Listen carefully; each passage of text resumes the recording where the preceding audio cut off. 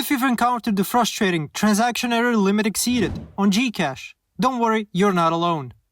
Today we'll show you how to fix this issue and get your transactions back on track.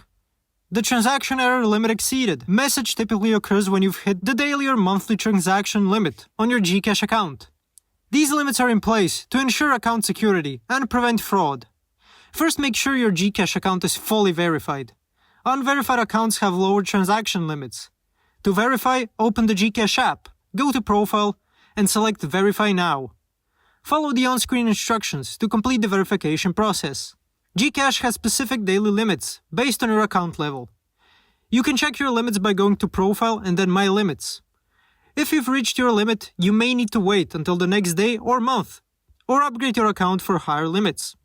If you've verified your account and still face issues, contact GCash support through the app or their official social media channels. Provide them with details of the error for quicker assistance. Thanks for watching. If this video was helpful, please like and subscribe to our channel for more tips and tutorials. See you next time.